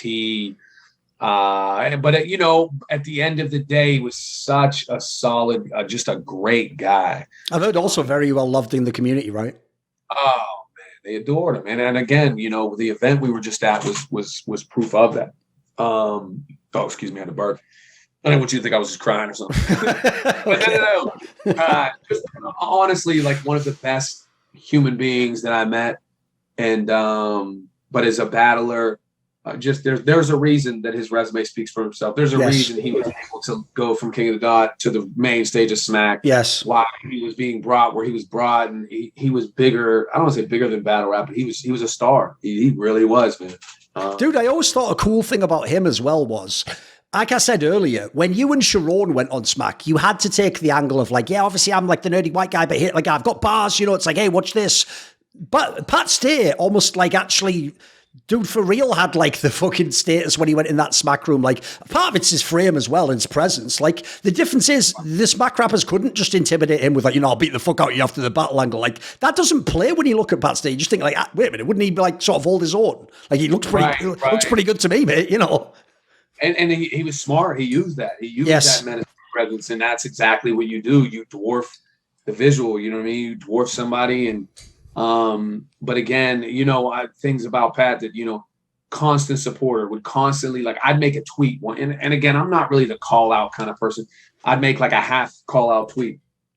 All of a sudden, my inbox lights up. Pat Stay, this is the shit I need, bro. Right. He's actually a guy behind the scenes, sort of charging everyone up and getting them hyped. Like, right. That's dope. Your biggest fan, bro. Like, you know what I mean? You're like telling you, like, this is what you need to do, bro. Like, I need to see you at the best. And yeah, man, he is just an. You know, I say this, and I said it the other day. Like, you know, to me, he was in battle rap, he was my Tupac or my Kurt Cobain or whatever, you know what I'm saying? Okay. So it's just that it very, very, I mean, it was beautiful to see everybody come together and all the money we raised and all these wonderful things. I actually was watching the tribute right before we got on this live, and I definitely was struggling through it. So if you haven't seen it and you don't mind shedding a couple of tears, you know, watch it. But yeah, just an irreplaceable person, man. By the way, along these lines, because I noticed almost everyone I ask you about who's a famous rapper, it sounds like you have pretty good relations with, or you think they're cool, or you're a fan of their style. One thing I've noticed that's pretty cool also about battle rap, even though essentially the whole point of the medium is disrespecting the other person and saying their shit and everything about them, they're a bitch, and you know, you'll kill them, all that jazz. I've noticed it's sort of like UFC. If you actually are both legit guys and you have a really awesome battle, if anything, like people bond over that shit. Like you've been through the wars, as it were, right? So I think I equated a lot to UFC, right? Or MMA, right? So like you get in there and you're trying to beat the shit. They say the foulest things too, and you're trying to beat the shit. But at the end of the day, there's this mutual respect of what you guys have to go through. Yes. Right. So it's like that thing you said earlier as well, by the way, dude. You know what? You were like very forgiving of people choking and stuff. There's the other thing. Like to the fan, they might just be like, lol, but it was great when he choked. It's like, you know what it's like to go through that, though. In fact, in that scenario, you even know, like, it's fucking up the match now. Like, he's not going to have a good game here. I'm not having my best. But yeah, not even just that. But I mean, like, things of like, you know, preparation and while also dealing with real life. That's another thing. Like, some people cancel a battle and all of a sudden the fans are like, right. Fuck this dude. And you're like, bro, you don't know what he's going through. Or like having league promoters try to basically tell you you're not worth X amount, or watching somebody make way more than you that you think you're way better than. Or there is actually the UFC angle where some people are getting like sort of screwed over on the money, and then the promoter can make it sound like you just bitched out in the fight or something because you didn't take the bat. I see, right? I didn't realize that was actually part of that business as well, mate.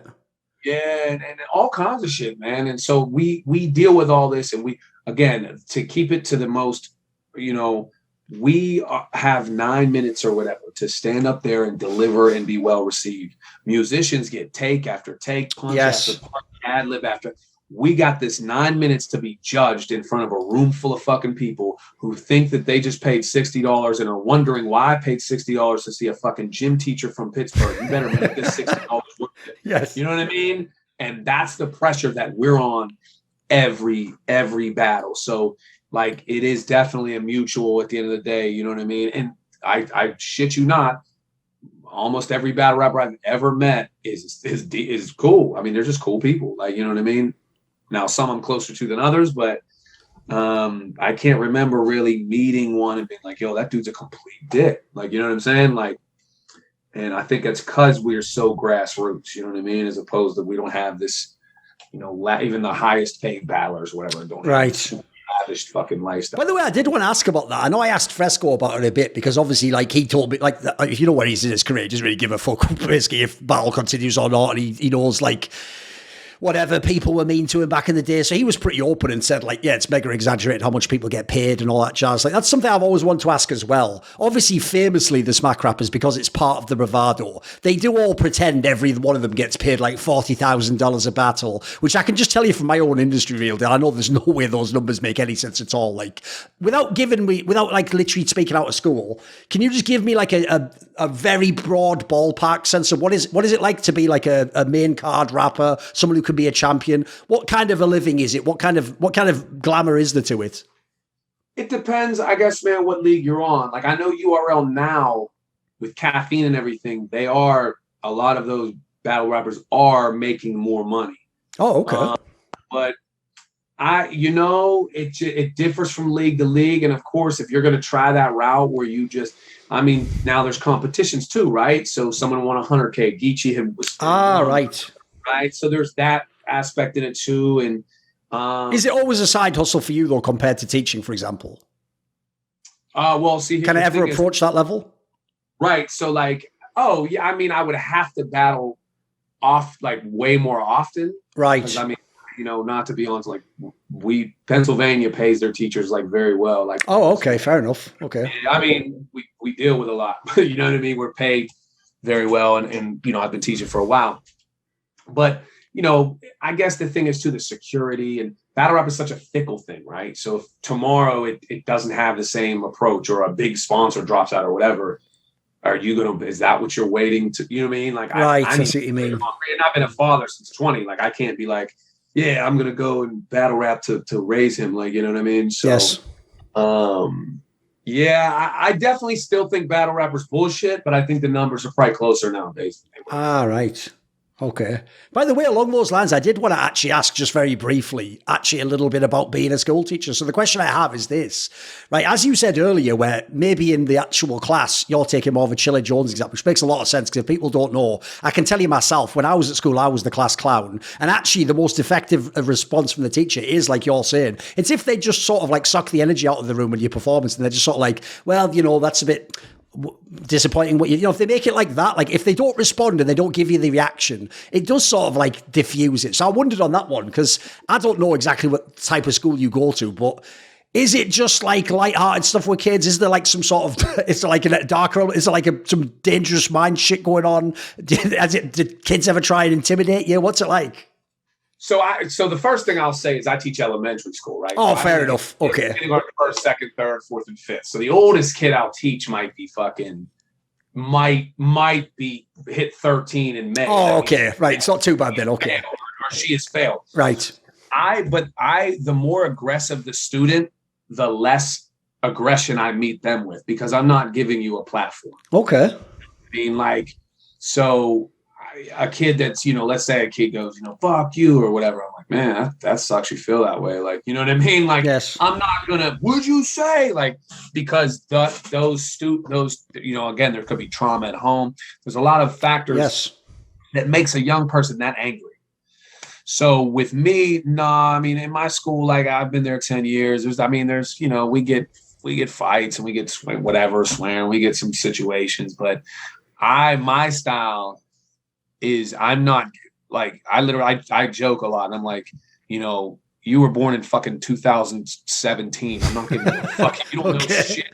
You don't know shit about shit. So I'm not giving you no fucking platform to go off on me and me meet you at that level. It's never going to happen. So the funny thing is, like, it's my girls that are more aggressive and more willing to tell you about yourself or whatever. And so those are the ones you just kill with kindness, man. Right. Like, why are you so upset at me today? Like, what you know, did Mr. Weller do something to bother you or something? And then they calm down and shit. Like, all right, well. And then one thing you do is distract it. Well, first of all, I just want to say you got some really nice Jordans on. I don't know where mom got them. You know what I mean? Like, that's good. Yeah. I'm telling you, man, it works, man. And then they feel like, okay, you know, because a lot of times, a lot of our students in their spaces, they're getting yelled at a lot. Oh, I'm sure, yeah. Almost numb to it. You know what I mean? So when you show them that other side, it really is just, I shit you not. One thing I don't really broadcast a lot, and I'm comfortable to say this, is I'm a really fucking good teacher. Like, really, I care. You know, I don't take the shit home with me. I don't overstress myself, but I care. I'm not the guy that's going to put money in a homeless guy's jar and fucking film it. You know what I mean? I do shit behind the scenes that people don't like, but I'm a really, really good teacher. You have to learn students, and they come from all walks of life. And I think that's one thing that I'm really good at. Along those lines, I had another question, which was, I believe he actually reversed this and it got put back online, but one of the guys you battled in the UK, the guy from my area, actually, Definition, who's from Newcastle, there was a period of time I remember where famously, like, all of his battles got took offline, because I think what happened was he got a job, I believe, as like a teacher or something, and basically it was one of those ones where someone told the school, like, oh, you know, he's doing all like battles where he says slurs and stuff, and so I think he was getting in trouble or something, and he asked, like, Don't Flop as a mate, like, please just take the videos down or whatever. I noticed they're back up now if you search. I wondered, has this never been a problem for you? I mean, you've said some pretty wild shit in some battles, because it's battle rap, right? There never been any splashback or people trying to fuck with you? Well, first of all, what an insanely great story Definition is, and a phenomenal fucking person. For him to get tired of because we do deal with some bullshit in battle rap, for him to get tired of it and literally start from the ground up and build his own YouTube channel and do what and be as successful as he is. Sure. He's a fucking star in that field. So I got to cap tip him completely. No, I'll tell you what. I've had nothing but the reverse. I've had a principal call me in the office, because I've always said this. The day a teacher or a principal or administrator goes, it's, you know, hey, listen, you said this in a battle, you either got to get these all taken down and stop, or, you know, you can't teach. I'm like, all right, well, I guess it was fun teaching while it lasted. Okay, fair enough. Because who the fuck are you to tell me to teach kids to chase their dreams and then tell me to stop chasing? Oh, it's a great angle, mate. What an angle. Right. Yes, that's a good one. Tell other kids to fucking chase. So I've literally had a principal. I remember I didn't like this principal. She didn't like me. I don't want to say I didn't like her. Whatever. She just wasn't fucking, you know, she wasn't a great principal. But either way, she calls me in the office one time and I'm like, all right, this is going to be that time. She's like, I saw your battles, your rap battles and stuff. I'm like, okay. And she's like, I love them. She's like, those are amazing. Holy shit. Okay. I would never show the kids, of course. I was like, oh, nor should you. She was like, but those are amazing. Dude, that's dope. I never expected that. Okay. I'm like, cool. And she was actually cool with me after that. I've had times where I had to call a kid's house because he was, you know, having a fucking rough go at it, or whatever. I'm like, yo, you know, so-and-so's. And they're like, you know, Mr. Weller, we got you. I'm like, I appreciate that. And they're like, hey, man, kill that next battle, real deal. And the next is like, hang on. Like, okay. Okay. But with my kids, a lot of my kids know that I battle, and yet they'll ask me, and I'll be like, no, that's not me. And they'll be like, I know that shit. Okay. Like, got that Charlie hoodie. And I'm like, no, it's just somebody that looks like me. And think about this. When you knew your teachers in school, it's when you would see them at the grocery store. Oh, it felt weird, didn't it? Yeah. Yes. That's Mr. So-and-so. Imagine someone telling you, I can't even believe it, mate. Yeah. In a battle rap. So even though I look at them and they know they're they can't believe it. Trevor and the minute I go, no, it's not me, man. How can I gym teach and also do that? And they're like, man, no, there's a logic. It almost makes sense. Yeah, exactly. Yeah, you see him start to question themselves, like, man, that dude looks just like him though. Like, I had one time, I'll tell you, real quickly, that I was subbing, and I was in a high school. This was before I got contracted, and this dude's like, there was this kid who shouldn't have been in this class, right? He was just like wandering the halls, kind of deal. And he's like, yo, man, you look like this battle. You be battle rapping? And I was like, nah, man. He's like, okay. So like 10 minutes later, he's like, yo, I swear I seen you battle rap. I'm like, nah, man, wasn't me. Okay.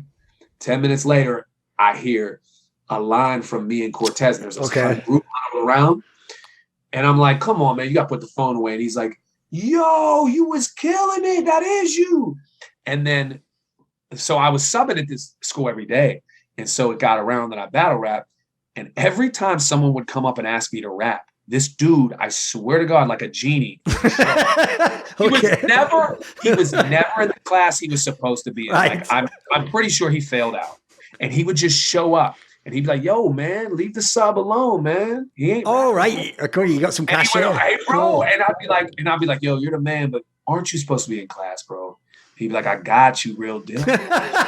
Okay. And bro, like I swear to you, in a giant high school, I'm like, I don't know how you find me and you ward off the people asking me to rap. But you're here every time. Wish I saw this dude now. Yes. I probably wouldn't even be able to spot him, but like, and thank him. Like, dude, thank you for not getting me cornered and having to rap at 16 to some kids in high school. Like, you actually, not all heroes wear capes, bro. Like, oh, that's cool, mate.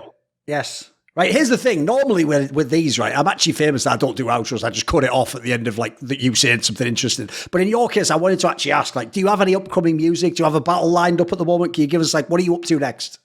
Yeah, so I dropped an album called The Statute Volume 1 in mid-November. And it was named after my efforts to try to change the statute of limitations for medical malpractice for what happened to my father. So that's out. And I put the Pat Stay tribute song out that's also off that record that you might. Oh, by the way, can you give me a little brief, some thoughts on that? I actually forgot that story. That, yeah, you had the thing where you were like trying to find other people as well who'd had, wasn't it like you were trying to do like a class action lawsuit or something, right? Because as far as I know, they had sort of totally mishandled like his care when he had like a terminal illness, right? Right. So basically, and to keep it as brief as possible. Yeah. I mean, I'm currently writing a book on it as well. Oh, fair enough. Medical error in the United States is the third leading cause of death. Holy shit. Right? Okay. It's behind cancer and heart disease. It's above gun violence. That's wild.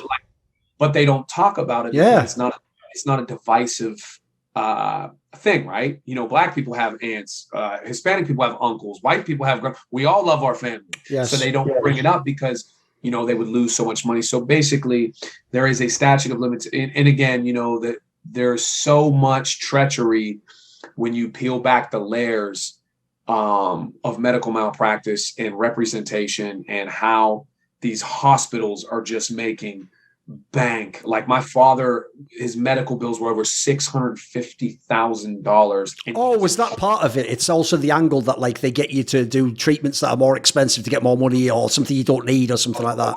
Right, I see. Okay, and that's just the tip of the iceberg. So again, I fought and for this lawsuit, and it ends up what I'm trying to do now is what I want is in my father's name, then to extend the statute of limitations. So, for example, in Pennsylvania, if you receive stolen property, the statute is 5 years. Someone gets 5 years to get you on it. Okay. Like a stolen TV. If someone kills your loved one at a hospital, you get 2 years. Holy fuck. That's insane. Yeah, that's almost not even enough time to do a court case. Right. And that's what I'm saying. Yeah. 2 years.